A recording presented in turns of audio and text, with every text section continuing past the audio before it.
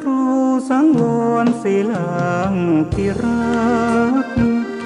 ญาติโยมรู้จัก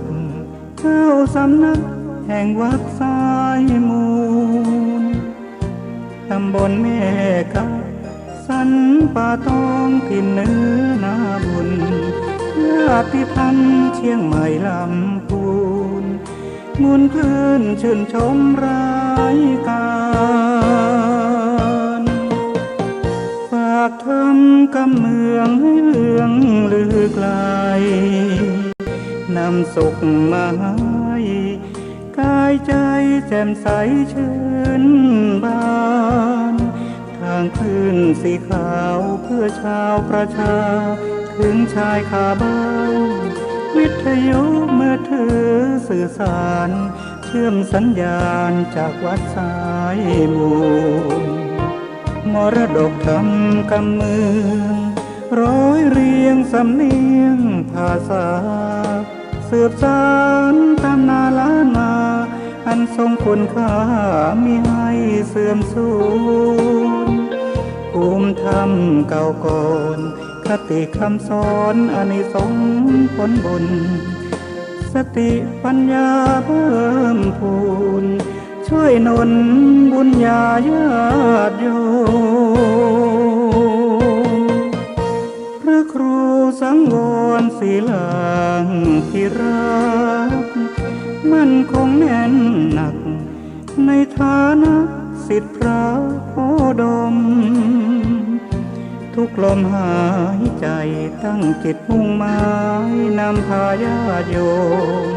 ทานศีลภาวนาสร้างสมตามรอยพระบรมโพธิสม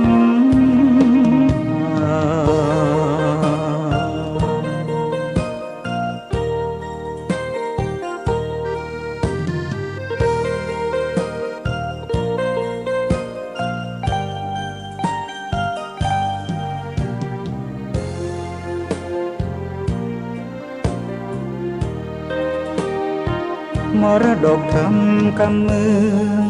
ร้อยเรียงสำเนียงภาษาสืบสานตำนานล้านนาอันทรงคุณค่ามิให้เสื่อมสูญ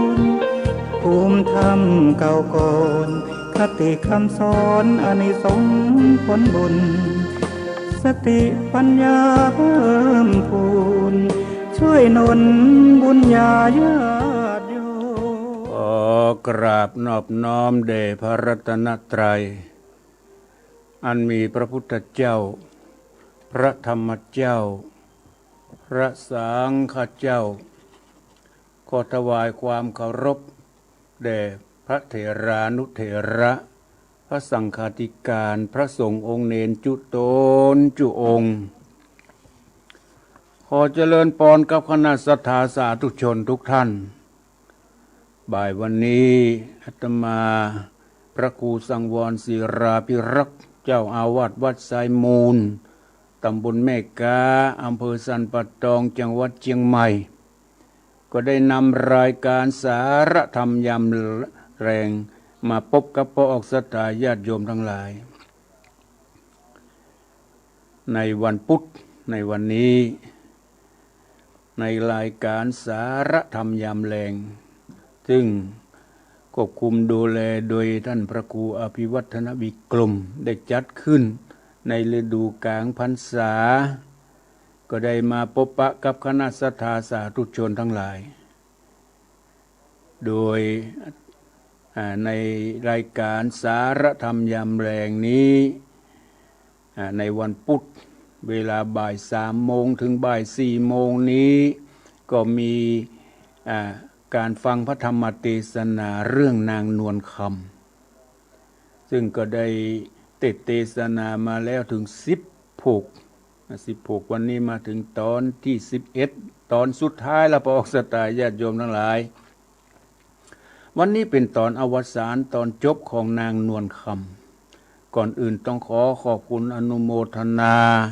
ต่อเจ้าของสถานีวิทยุทุกที่ทุกแห่งอันมีคลื่น 104.50 วัดฝายหินอำเภอเมืองเชียงใหม่คลื่น 100.25 วัดพระบาทอุดมวัดน้ำบ่อสาวาอำเภอฝางคลื่น 106.25 มนเสียงธรรมอำเภอแม่แจ่มคลื่น 98.75 วัดห้วยตองซักอำเภอจอมทองคลื่น 89.50 บ้านทุ่งเรดิโอสันปัดซักอำเภอสันปัดตองจังหวัดเชียงใหม่คลื่น 88.25 วัดสีปันเงินสถานีวิทยุคณะสงฆ์อำเภอสันปัดตองจังหวัดเชียงใหม่ต้องขอบคุณอนุโมทนาเจ้าของสถานีวิทยุและเจ้าหน้าที่ทุกท่านตัวเป็นบุญเป็นกุศลด้วยกันอาตมาได้นำอภิธรรมเทศนาเรื่องนางนวลคำมาเทศนาวันนี้เป็นตอนสุดท้ายตอนที่แล้วที่ได้เทศนาไปจะขอทบทวนหลังจากที่พีมเสนาได้โยนหินขึ้นบนอากาศเจ้าตสวราผู้เป็นผู้ต่อสู้ก็ได้มาประลองฝีมือกับเจ้าพีมเสนาก็ได้ชนะได้ชนะทุกอย่างทีนี้หลังจากที่พีมเสนากับพีมเสนาโยนหินขึ้นบนอากาศหลายครั้งหลายหนเต้าตสวรากุมารก็ได้ทำทุกครั้งที่พีมเสนาทำทีนี้หาว่าเป็นยักษ์เป็นมารถ้าแหลงเปรตมาไผว่ายอมไผบ่สู้รบพีมเสนาเสียท่าถูกเจ้าตสวรกุมารอันนี้ตอนที่สู้รบกันตสวรกุมารเสียท่าเจ้าตสวรกุมารที่ยกทัพมาสู้พีมเสนาถูกเจ้าพีมเสนาถูกเจ้าตสวรกุมารฆ่าแล้วตอนหลังจากนั้นพ่อของพญาวิเทหราชพ่อของนางนวลคำที่เจ้าสุริยราชกับเจ้าพีมเสนามาชิงเอาบ้านเอาเมืองมาชิงเอานางนวลคำสุดท้ายก็รวบรวมทัพโยธาเพื่อไปแย่งชิงเอานางนวลคำนั่นถึงบ้านถึงเมืองอย่างที่ได้โอ้อูกันไว้เมื่อคราวแล้วว่าจักซึกเข้าบ้านเข้าเมืองเพราะพีมเสนาเนี่ยอย่างที่ว่าคงจะเป็นเทวทัตยุแย่ฮือบ้านเมืองเดือดร้อนจะเอาน้องของตัวเองเนี่ยไปฮือแก่คนที่บดีบางแงมคือสุริยราช แกแกบางครั้งนี่ดูไปดูมาแกหรือป่อตัวเก่าแกหรือป่อเมียพิมเสนาเจ้าสุริยราชได้ยินอย่างอันมีความโกรธความเกลียดประกาศขึ้นยกเสนาอามาตย์เข้าโจมตียิงปืนไฟเข้าใส่ราชวังของตนเองพิมเสนาผู้บาปใบสมคบกับสุริยราชจักศึกเข้าบ้านเข้าเมือง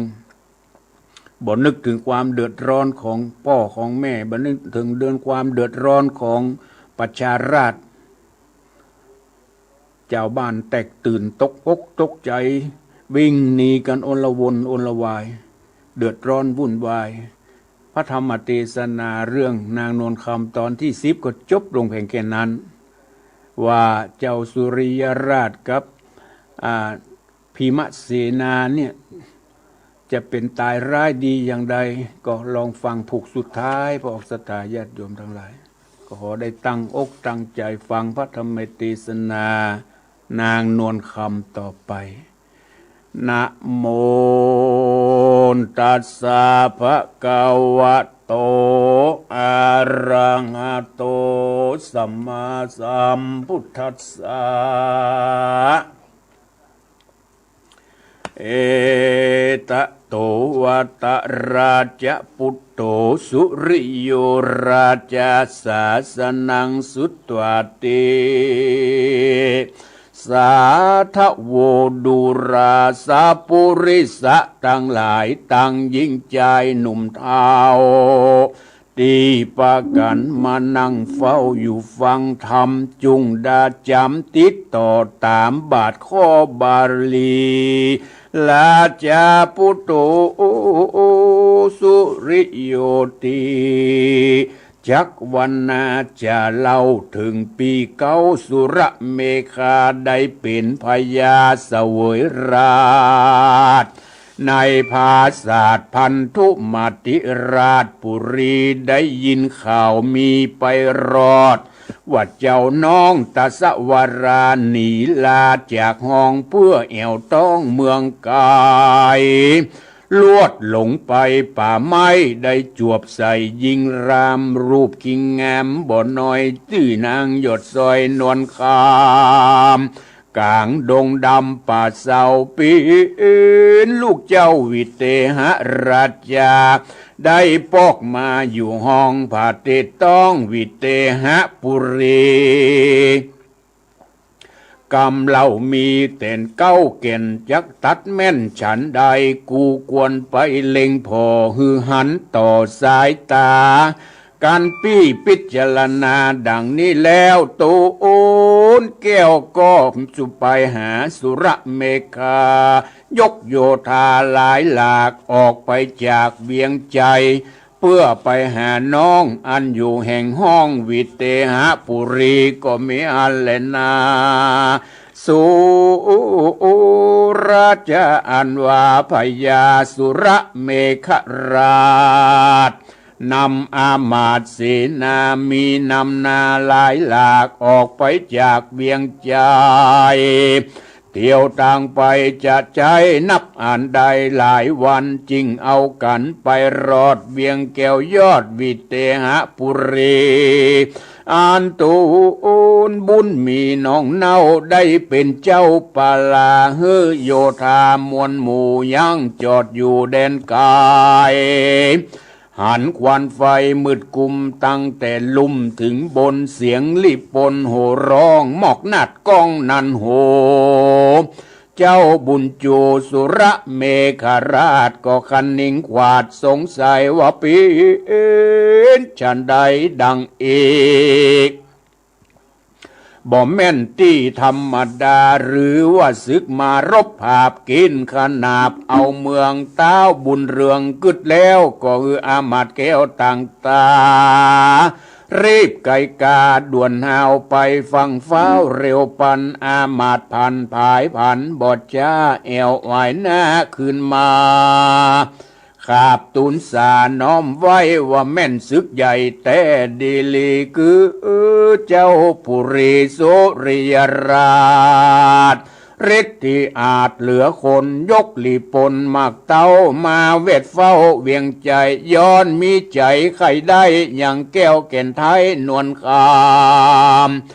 รีบปาริปนนำหลายหมื่นเกยรับรื่นสงครามเวทยามลายพับจอดบริรอดตั้งได้ยิงปืนไฟไปบอกขาดจิหมอกนาดเป็นสายโยธาหลายเข้าภาพกินขนาบเอาเมืองขอพระบุญเรืองเจียงเจ้าไปช่วยน้องเน่าเร็วไวเด็ดเตอเมื่อนานสุรเมฆาเต้าท้ายยินร่อนไม่เหลือใจจริงฮือเสนาในผู้เก่นกาไปไว้เจ้าฟ้าสุริยราชาว่าจุงยกโยธามวลหมู่ป้อขึ้นสู่เมืองหลางแม้นบ่ฟังคำบอกจักถูกหอกคมบางบ่มีต่างรอดใดบ่เว้นไว้คนใดเสนาในรีบหาวไปไว้เต้าสุริยราชาขาบตุนสาบอกเล่าฮือหูเก้าตามเมเจ้าปุริสุริยราชโหดขนาดปานไฟว่าจักเป็นคนใดไตลาบอกว่านาอินพรหมกูบ่ยมอ่อนก้อมบ่นบน้อมยอมกลัวแม้นมีตัวเต้าจ้างกูจักมั่งมันตายแม้นริปนหลายกดตือกูก็จะคือเมื่อมอนกูบ่รอนเว้นได้ฮือปอกไปได้คืนไปคุณตั้งใจผู้ฉลาดฟังต้าราดหาดไขปันก็เร็วไวบ่จ้ามาไว้เจ้าฟ้าสุรเมฆาราชาตามกำจาหาวหาดแห่งเต้าสุริยราชภูมิก็มีอันแลนาเมื่อนั้นสุรเมฆาเต้าไทยยินโคดไม่นำนาผู้ฉลาดฟังหาวหาดไขปันก็เร็วปันบทจ้ามาไว้เจ้าฟ้าสุรเมฆาราชาตามกำจาหาวหาดแห่งเต้าสุริยาตภูมิเมื่อนั้นสุรเมฆาเต้าไทยยินโคดไม่นำนาก็ฮือโยธามวลหมู่ยังจอดอยู่จำใจเต้าสดิดไปต่อหน้าถือดาบกากับตนเป่ายังมนวิเศษเป่ายังมนวิเศษได้จากเขตดงนาอันพญายักษ์เท่าอันพญายักษ์เท่าได้บอกเล่าจะหมายเสกดินทรายใบไม้บังเกิดใดเป็นคนโหกวิ่งโยนไปถึงประคมบางปอดเต็มต่างเตียวไตบ่อนน้อยใหญ่เสมอกันเสียงเนืองนั้นมีกองยกดาบซองปุ่นกัวฝุ่นมุงบัวบดมืดไปจะจืดเป็นสายกันผันผายไปไกลตีทัพใหญ่สัทธาลูก็เล่นเข้าจูบอดจ้ายกดาบกาแต่งฟานเขาสูนกันตั้งหมู่ปอมบ่หูว่าภัยเป็นภัยดาบคมใสฟันฟาดเสียงหมอกหนาดตึงตังพองจ้องอาพองจ้องหลังไว้ใดพองก็ไล่ฟันแตงเลือดแดงแดงย้อยหยาดล้มละเนละนาดเป็นสายลิบปนตายกองไข่ดังขอนไล่เจ้าดอยก็มีฮันเลนาเมื่อนั้นพญาสุริยราชฤทธิอาจเหลือคนหันลิบปนต่างดาวมาหนองแนวตั้งหลังเต้าตาปังขุดการ้องเอินด่าพระพายว่าสู่ตั้งลายใจบาปมาขนาบตั้งหลังบ่ถูกยังเบ็บเบารอยริดเก่าโบราณ เจื้อคนหานอาจกายย่อมมาต่อแน่ฟันแตงอย่าอวดแข่งเจนกว่ากูจะฆ่าสู่ตายฮือวามวายเสียงขอดบ่ฮือรอดสักคนมันเป่ามนบ่จะเป็นเมฆฟ้าบางวานพอบ่หันที่แจงมืดจุแห่งตันตาสุระเมฆายศใหญ่ก็แก้ได้เร็วปันเป็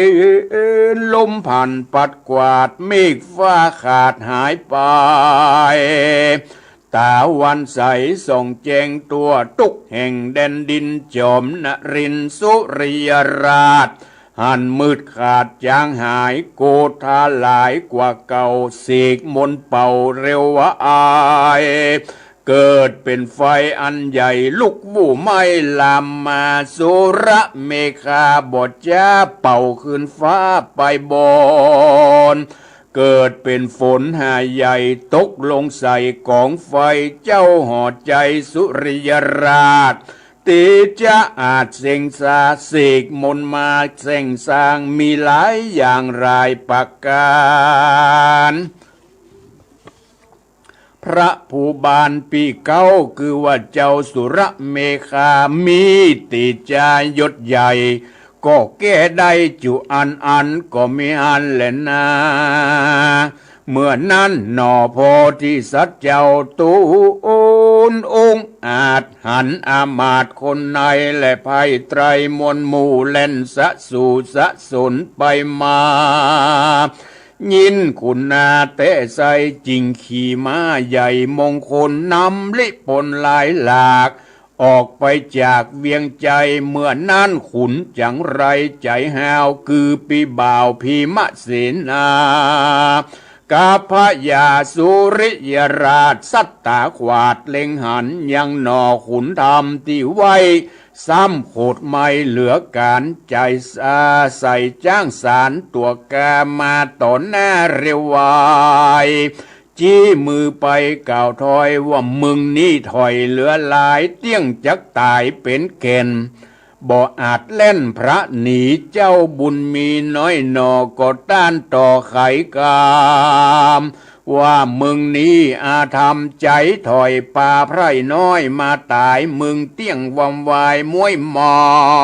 ด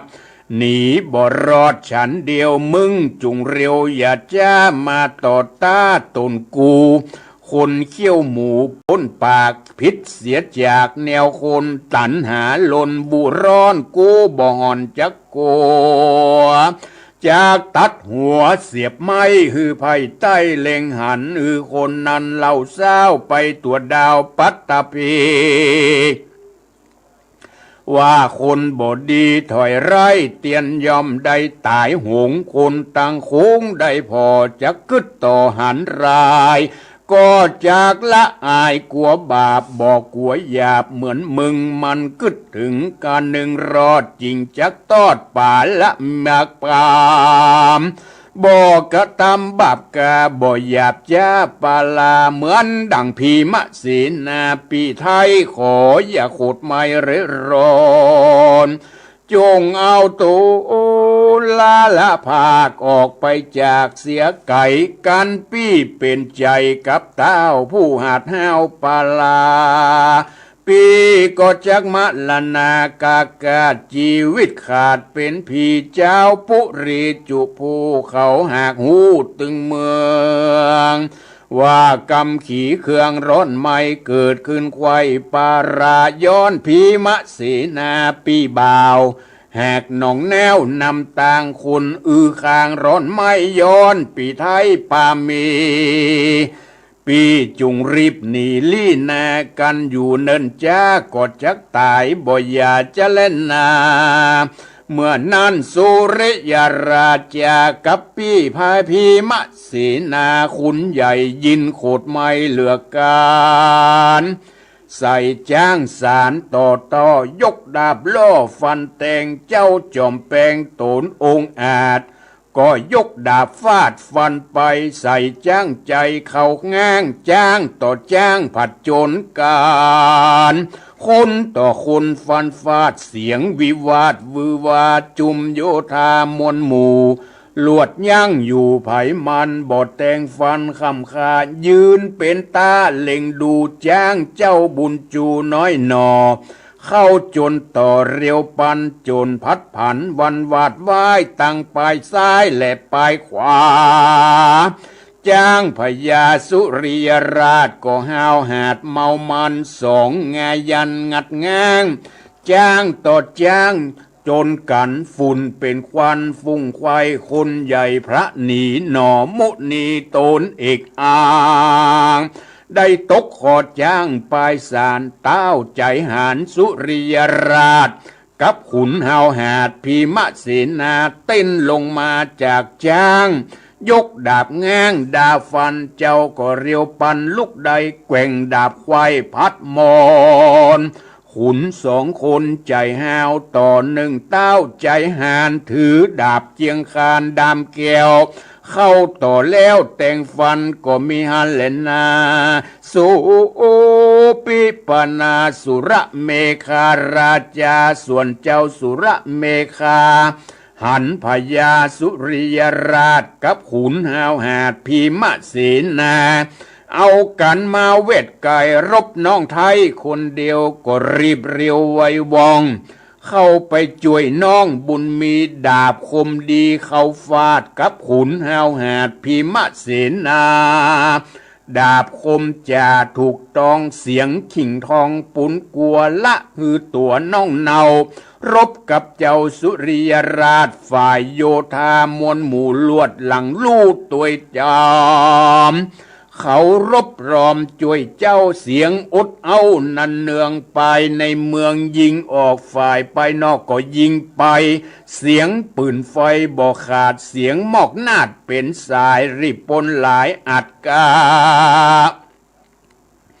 เขาต่อต้าแต่งฟันหอกกำยันไปนาดาบกวัดกว่าไปหลังโห่ร้องดังสะเศร้าพ้องก็ล่มเต้ามรณาจุมโยธาสองฝ่ายบ่หูป้ายพระนีพงธุลีมามุ่งเป็นควันฟุ้งไปบนบ่หันหนเป่งแจงพอจุแห่งตันตาก็มีหันเลนนาส่วนพีมะเสนาอาจการบกับเจ้าฟ้าสุระเมคารบกันมาเนินจ้าบ่อาจฆ่าฟันแตงบ่อาจแฝงเข้าไกลมันโคดไม่ป่านผีแรงมันมีเต้าจ้างก็กึดแองใจหมายว่าจักผันผายเข้าไกลวันกอดได้หักคอกายกากำคอฟันฟาดฮือมรณาเรียวปานตัวแห่งมันบ่หูว่าเจ้ากินกู้สุระเมคามีแรงหนานำอัดอ้างแรงเต้าจ้างป้ายสารอันขุนมันยักษ์ใหญ่หากสอนไว้เดิมมาพีมะเสนาบ่หูเต้ากึดอยู่ในใจว่าจักเร็วไวเข้าไกลหวันกอดได้บิดคอกำแข่งยอยกฟาดหือชีวิตขาดมรณามันแซงจากก่าวถอยว่าดูราจายถอยกาลีแม้นมึงดีเตียงแต่จุงเอาแต่มือบ่ได้กูก็ใจเรื่องราบจะคว้างดาบเสียกายมึงจุงไวมาสู่รบภาพสู้มือบ่ได้เต้าบุญภายสุระเมฆราชบอกกึดขวาดยาวไก่ควางดับไปต่อหน้าเข้าต่อตาเร็วปันสองคนหวันกอดเกี่ยวลบหลีกเลี้ยวเร็ววายเจ้าห่อใจสุริยราชยกย้ายบาทไปมาพีมะเสนาเต้นใส่เข้ากอดได้บัดเดียวแล้วรีบเร็วไววาดกำแข้งฟาดจูดินคนใดหันได้ยินตัวดาวขุนหาดหาวพีมะเสนาผู้ปาลาหยาบจ้าความหน้าเมื่อมอนก็มีหันแหละนา อ่านว่าพีมะสีนาอาจกาความหน้าตายเป็นพียะตาและมียามใดดังอ่านตะตาในกาลยามนั้นเจ้าบุญใหญ่ตาสวราผู้มีบุญแหน่มากกว้างก็ได้ม้างแต่งฟันยังเจ้าหอดจันทร์สุริยราชชีวิตขาดกลางโหนจุมลิปนมวลหมู่ลวดบ่อยู่พระหนีละขอนผีกว้างไว้ ดังขอนให้เจ้าดอยก็มีหันเล่นนาอาทะในกาลนั้นนอเจ้าตัสวรกุมารก็เข้าไปหาปีไทยยอมมือไหว้ไข่จ้าว่าข้าเดพาตาปีเจ้าข้ากึดเล่าเหมือนฝันได้เล็งหันอย่างปี้บทแจ้งที่สังกาฉันได้จ้ามาใกล้ช่วยน้องได้เร็วไวเจ้าห่อใจปีเก้าก็ตานเล่าไขกรรมฮือเจ้าบุญนำผู้น้องหูแจ้งส่องจุประการแล้วจะหวานต้านต่อว่าตนน้องหน่อสายใจได้จะไขตั้งแต่เก้าว่าจักต้องเต้าเตียวเมืองหายเครื่องหม่นไม่แอวควายติสาฉันได้จาน้องล่าลงเข้าป่าดงควางป่ายังนางกินกู้เข้ามาสู่เวียงใจไพร่ไตน้อยใหญ่ร้อนไม่ควายปาราจุ้งไข่จ๋าบอกปี้แจ้งตีจุประการหนอพอที่ยานยอดซอยก็ตอบถ้อยจากไขสายใจปีไทยรู้แจ้งควายตามมีก็มีอันเล่นนาในกาลนั้นเต้ายศใหญ่สุรเมฆาก็มีอาจยาปงขาดอามาตย์เตรียมใจรีบเร็วไวไปสู่ยังที่อยู่โยธาอันยกมาจากห้องผ่าเตดต้องเมืองโคนอันจอดไว้เด่นไก่มาไวอย่าจ้าพร้อมทวนหน้าบัดเดียวอามาตย์เร็วด่วนหาว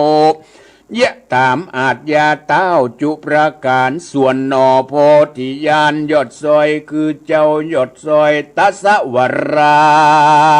หันโยธาปี้เกี่ยวมาพร้อมแล้วจุคนก็อาราธนาตูนพี่เจ้า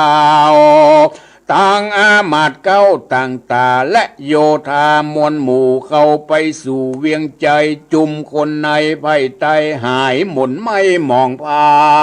นมีใจบานจื่นจ้อยมาเป็นแถวเป็นถ้อยเป็นสายจุกยืนยายที่ไกลหูนตั้งไต่ภายผ่าน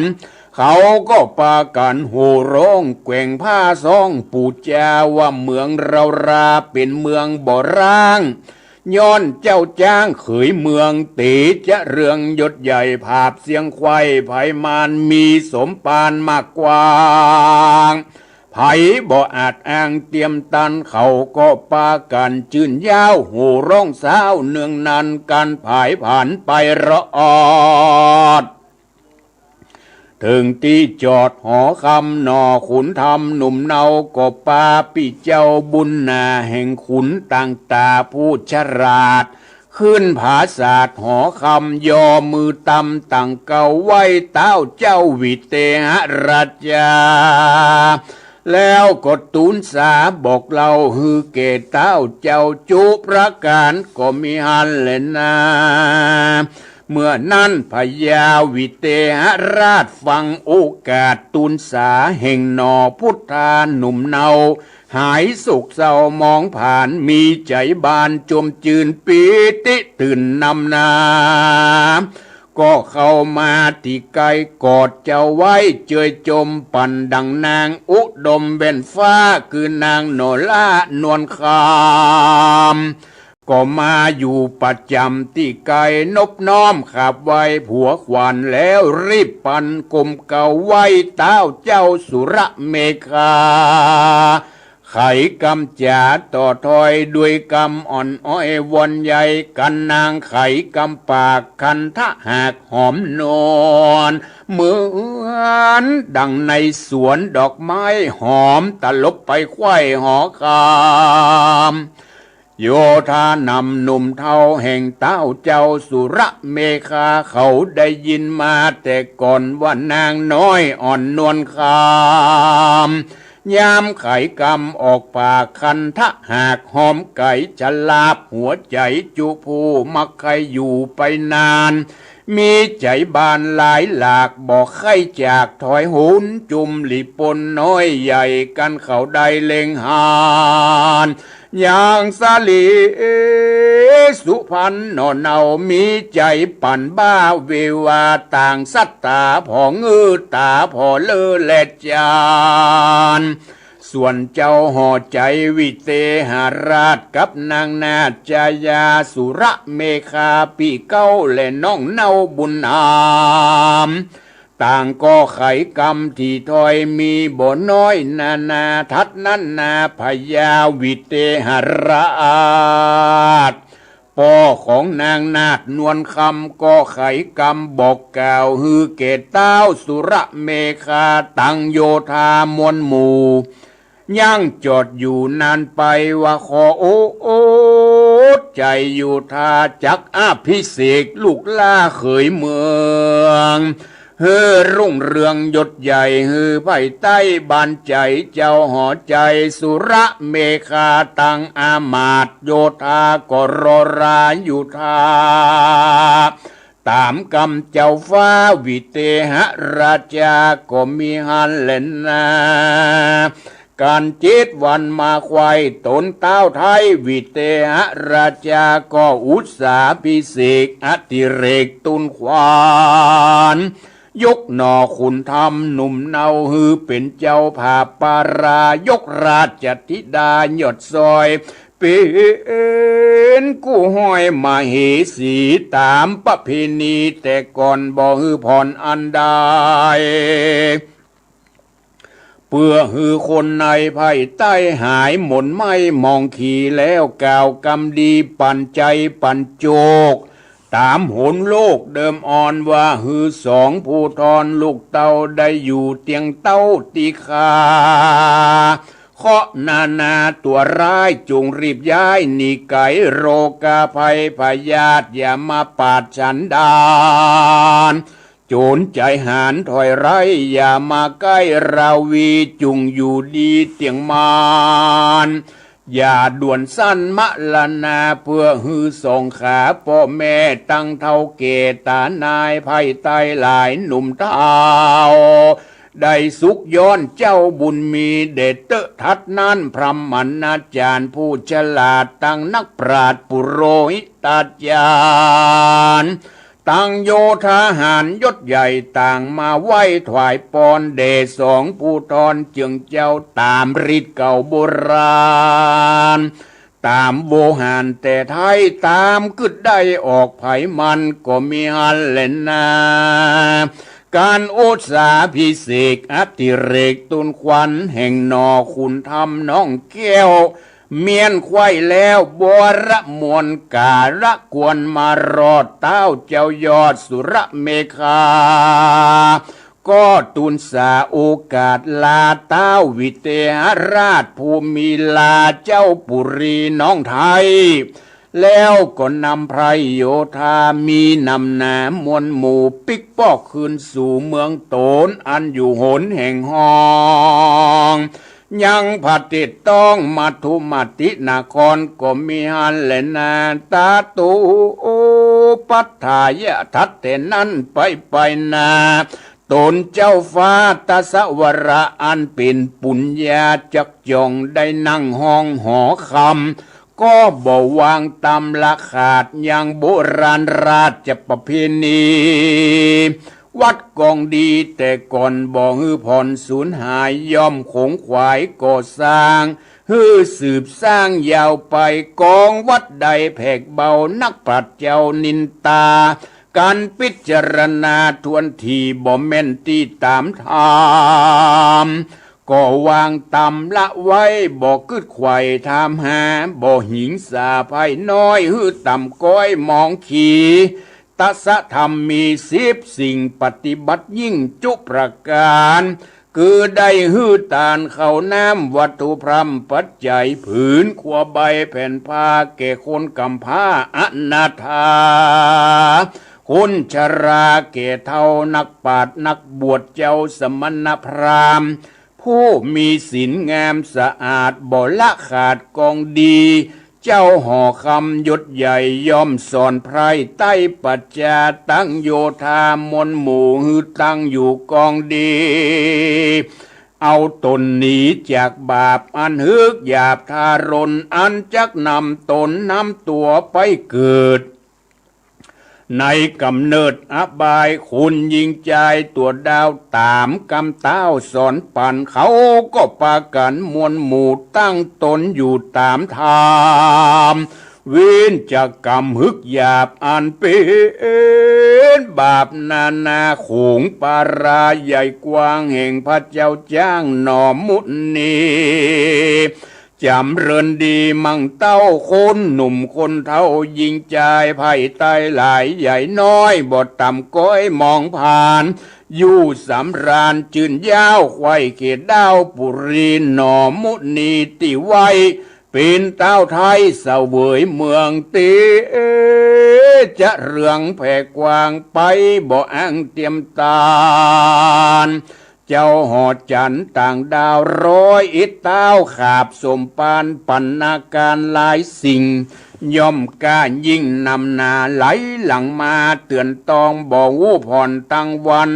หนอขุนธรรมที่ไว้บ่เบียดไว้ไปนานเต้ายกยอตานพายแผ่บ่เว้นเวฉันใดก็มีอันเล่นนาสุตัสสวโรลาจากันว่าพญาตัสสวรราชกับนางนาฏนวลคำอยู่ตามน้ำตามธรรมคำเจ้าจนถึงแก่เท่าชราการมารณากลาภาคตายละจากเมืองคุณก็เอาตัวโอนไปเกิดจันฟ้าเลิศตุสิดาก็มีโดยพระการดังกล่าวมานี้แหละนานิติตังขียาสังวันนาจะห้องหีดยังนางนวลคำผูกสุดท้ายก็บังคมสมเล็ดสดีพระธรรมเทศนาเรื่องนางนวลคำตอน11ก็จบลงเพียงแค่นี้พอออกศรัทธาญาติโยมทั้งหลายที่อาตมาได้เทศนาไปในทำนองแบบปืนเมืองเหนือก็ได้จบลงไปก็พอจะสรุปใจความโดยย่อๆได้ดังนี้หลังจากที่ตัสสวรกุมารอันเป็นน้องของสุรเมขาได้นางนวลคำไปก็มีคู่ต่อสู้คือพีมะเสนานำเอาสุริยราชมาชิงเอานางนวลคำหรอมาชิงเอานางนวลคำทีนี้อู้กันบาตกลงยกโยธามาสู้มารบเพื่อมาแย่งมาชิงเอานางนวลคำเพื่อจะเอาไปฮื้อแก่สุริยราชพีมะเสนาเป็นผู้ก่อเหตุเป็นผู้ชักชวนสุริยราชมาที่นี้ขออู้ถึงสุรเมขาผู้เป็นพี่ของตัสสวรกุมารสุรเมขาเนี่ยได้ยินข่าวว่าศึกเข้าบ้านเข้าเมืองของน้องของตนที่จะไปได้นางนวลคำนะสุรเมขาผู้เป็นพญาเสวยอยู่เมืองพันธุมติราชได้ยินข่าวว่าน้องตัสสวราเนี่ยที่จะได้นางนวลคำเป็นลูกพญาวิเทหราชาเนี่ยได้ปิกเข้าบ้านเข้าเมืองพญาสุรเมขาพร้อมเสนาอามาตย์เดินทางไปแอวหาเดินทางไปแอวหาน้องตัสสวราหันมีเกิดบ้านซึกหันเป็น มีศึกสงครามเกิดขึ้นเนี่ยเมื่อไปถึงหันได้หันใส่กับมีการสู้รบกันระหว่างเจ้าพีมะเสนาสุรเมคาเนี่ยไปชิงบ้านชิงเมืองตัวเก่าเนี่ยทำศึกสงครามกับเจ้าตสาวรกุมารเพื่อจะแย่งชิงเอานางนวลคำเนี่ยเจ้าสุรเมฆะผู้เป็นพี่ทรงสารน้องว่าขอฮือยับยั้งกันอย่างใดก็บอกฟังเจ้าสุริยราชได้ยินดังอันก็ยิ่งเพิ่มความโคตรเอาไว้เพิ่นไปบอกฮือยังเตือนฮือยังบอกฟังยิ่งมีความโกรธความเกลียดนักยิ่งขึ้นเจ้าสุรเมฆะหันว่าเจ้าสุริยากับพีมะเสนาบายอมสั่งฮือหมู่เสนาอามาตย์เข้าสู่รบติ๊กยิ่งฮึดสู้กันติ๊กซิกน้องตสวลากับพระสุริยาก็สู้รบกันล้มตายกันเป็นเบื่อล่ะพญาสุรเมฆาเข้าไปหายังเจ้าพีมะเสนาและเจ้าสุริยาราชก็บยอมสู้รบกันเจ้าตสวรกับเจ้าสุริยราชเจ้าสุรเมฆาก็ไปช่วยเอาเสนาอามาตย์เข้าไปช่วยผลสุดท้ายสุรเมฆะกับผู้เป็นโหดโจกกับเจ้าพีมะเสนาล้มตายโดยถูกตสาวรกุมารและพร้อมด้วยพี่สุรเมฆะเข้าฆ่าฟันสองเจ้าได้ตายจากไปเฮ้ยสุริยราชก็ตายพีมะเสนาก็ตายศึกสงครามครั้งนี้เกิดขึ้นจนเจ้าตสาวรกุมารได้รับความชนะเจ้าบ้านเจ้าเมืองโห่ร้องกันสนั่นที่เจ้าสุริยราชกับพีมะเสนาล้มตายไปทีนี้เจ้าตสาวรกุมารกับสุรเมฆะก็มาพบมาจวบกันสองพี่น้องจวนปี้เข้าไปในเมืองพญาเจ้าเมืองวิเทหราชได้ฟังเรื่องฟังราวว่าสุรเมฆะเนี่ยเป็นพี่ของตสาวรกุมารตสกุมารเนี่ยได้นำนางนวลคำมาก็เป็นอันดีอันงามอยู่แล้วทีนี้พี่พีมะเสนาบ่ยอมจึงเกิดสงครามดังกล่าวจับละที่เขาได้ล้มหายตายจากไปเจ้าเมืองก็ดีอกดีใจที่คนกาลกินีต่อบ้านต่อเมืองล้มหายตายจากไป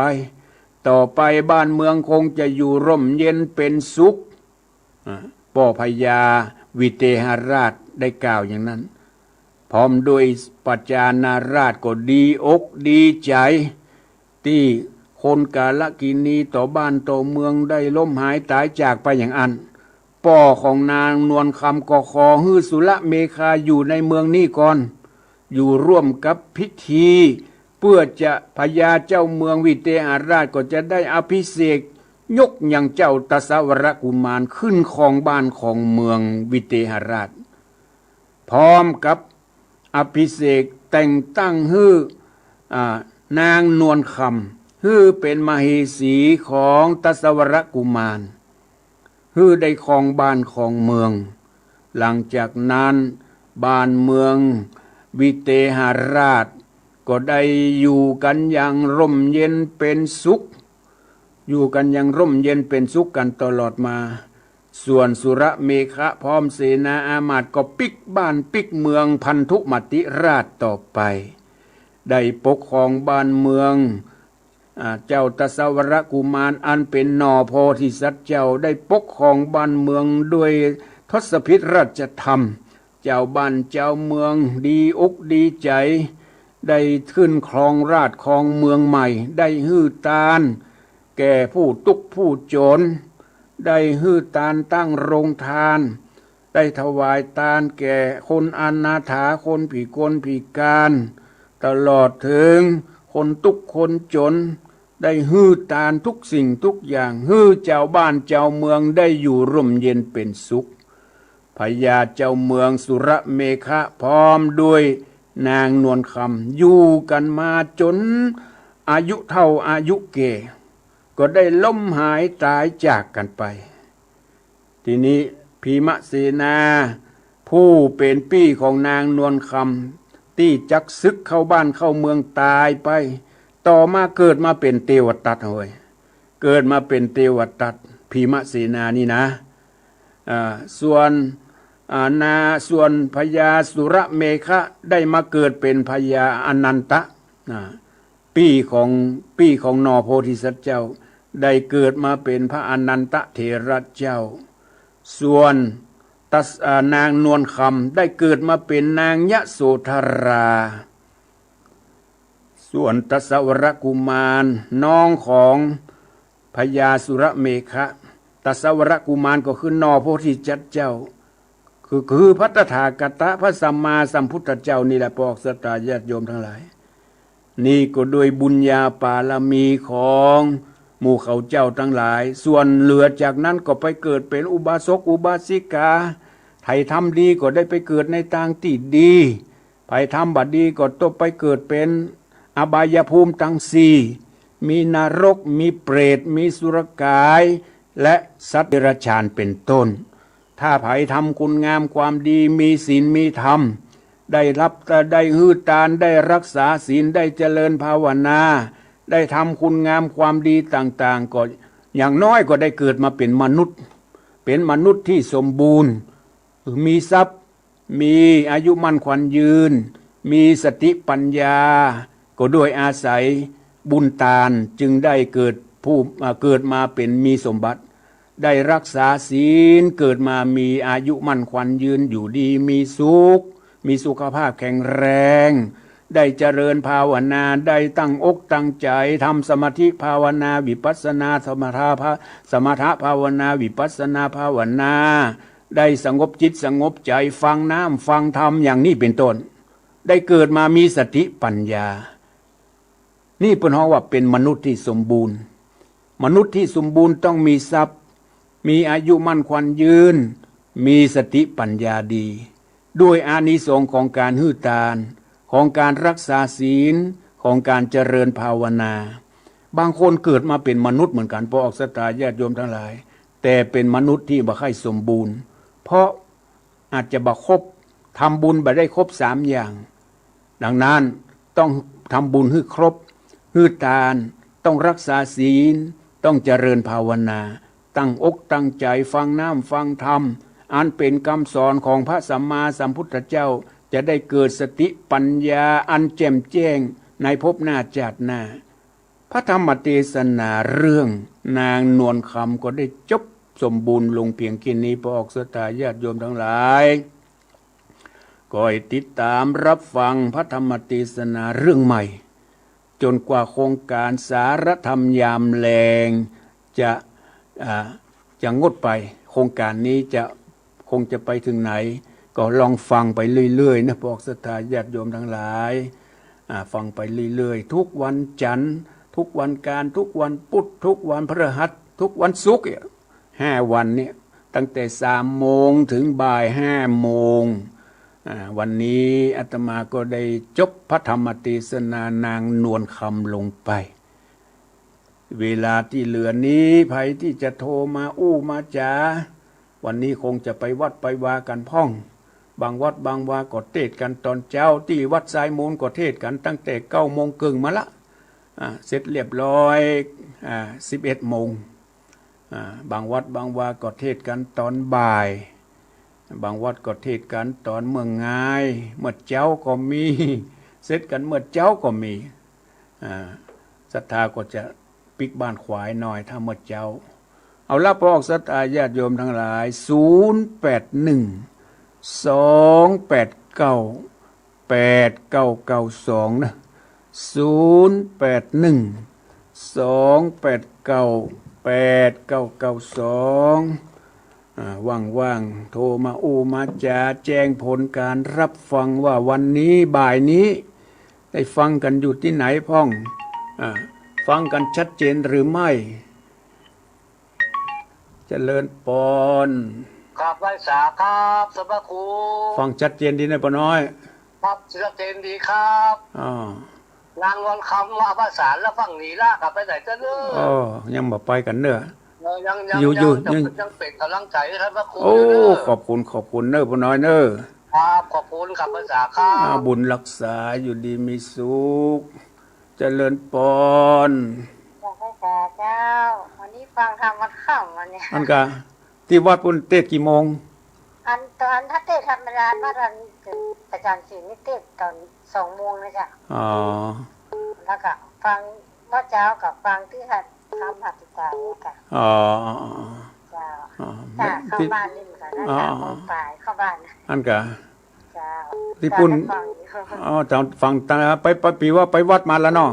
เจ้า โอ้ดีละตันได้ฟังเห็นหน่อยอยู่ เจ้า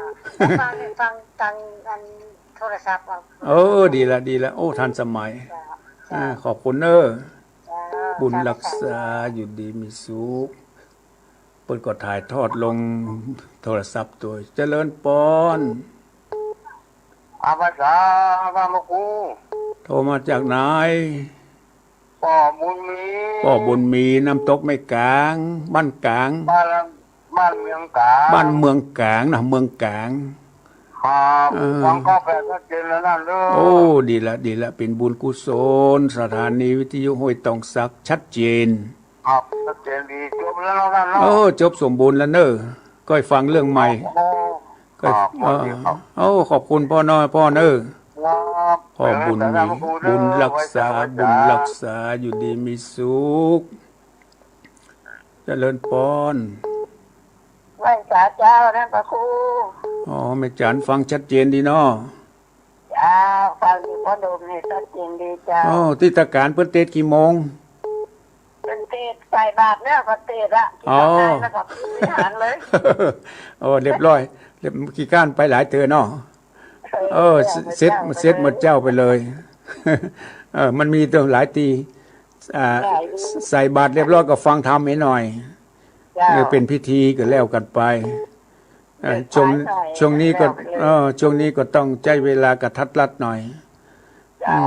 ขอบคุณแม่จันเนอ